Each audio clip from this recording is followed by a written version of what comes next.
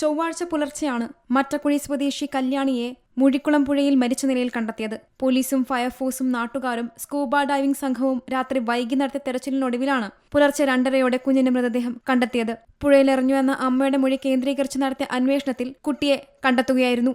അറസ്റ്റിലായ അമ്മ കുറ്റം സമ്മതിച്ചതോടെ കൊലക്കുറ്റം ഉൾപ്പെടെയുള്ള ഗുരുതര വകുപ്പുകൾ ചുമത്തിയിട്ടുണ്ട്.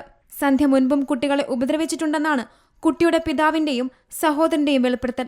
എന്നാൽ കുട്ടിയുടെ പിതാവിന്റെ കുടുംബം ഉന്നയിച്ച ആരോപണങ്ങളെ തള്ളുകയാണ് സന്ധ്യയുടെ കുടുംബം. ഭർത്താവിന്റെ നാട്ടിൽ നിന്നും ചില പ്രശ്നങ്ങൾ സന്ധ്യ നേരിട്ടതായാണ് സന്ധ്യയുടെ അമ്മ പ്രതികരിക്കുന്നത്. പോലീസ് ബന്ധുക്കളുടേതടക്കം മൊഴികൾ പരിശോധിച്ചു വരികയാണ്.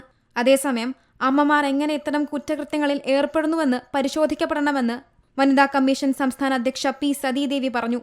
സമീപകാലത്ത് ഇത്തരം ആക്രമണങ്ങളും കൊലപാതകങ്ങളും വർദ്ധിച്ചു വരികയാണെന്നും കൃത്യമായ പഠനം അനിവാര്യമെന്നും അവർ കൂട്ടിച്ചേർത്തു.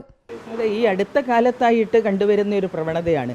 ഭാര്യാഭർത്താക്കന്മാർ തമ്മിൽ തർക്കം ഉണ്ടാകുന്ന സമയത്ത്, കുടുംബ പ്രശ്നങ്ങൾ ഉണ്ടാകുന്ന സമയത്ത് അതിൻ്റെ പക കുട്ടികളോട് തീർക്കുന്ന ഒരു രീതി വളരെയധികം ചർച്ച ചെയ്യേണ്ടുന്ന ഒരു വിഷയമാണ്. അത് എന്തുകൊണ്ടാണ് അമ്മമാർ തന്നെ ഇത്തരത്തിലുള്ള ക്രൂരകൃത്യങ്ങൾ ചെയ്യാൻ ഇടവരുന്നത് എന്നതിനെക്കുറിച്ച് ഗൗരവമേറിയിട്ടുള്ളൊരു പഠനം ആവശ്യമാണ് എന്നാണ് എനിക്ക് തോന്നുന്നത്.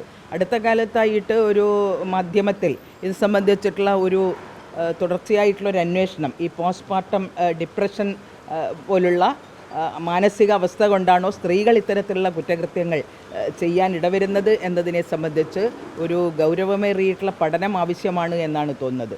തിങ്കളാഴ്ച വൈകുന്നേരം 3 മണിയോടെയാണ് 3 വയസ്സുകാരിയായ കല്യാണിയെ കാണാതാകുന്നത്. കുട്ടിയെ അമ്മ സന്ധ്യ അംഗൻവാടിയിൽ നിന്നും തിരികെ വീട്ടിലേക്ക് കൊണ്ടുവരികയായിരുന്നു. വീട്ടിൽ സന്ധ്യ മാത്രം തിരിച്ചെത്തിയതിൽ സംശയം തോന്നിയ വീട്ടുകാർ കാര്യം തിരക്കിയപ്പോൾ പരസ്പര വിരുദ്ധമായ ഉത്തരമാണ് സന്ധ്യ നൽകിയത്. തുടർന്ന് പോലീസ് എത്തി കൂടുതൽ ചോദ്യം ചെയ്തപ്പോഴാണ് മൂഴിക്കുളം പാലത്തിന് മുകളിൽ നിന്ന് കുട്ടിയെ പുഴയിലേക്ക് തള്ളിയിട്ട് കൊലപ്പെടുത്തിയതായി സന്ധ്യ വെളിപ്പെടുത്തിയത്. സീ മലയാളം ന്യൂസ്, കൊച്ചി. പുതിയ വാർത്തകളും വിശേഷങ്ങളും ഇനി വിരൽ തുമ്പിൽ. എല്ലാ ഡിജിറ്റൽ പ്ലാറ്റ്ഫോമുകളിലും ഇപ്പോൾ സീ മലയാളം ന്യൂസ് ലഭ്യം.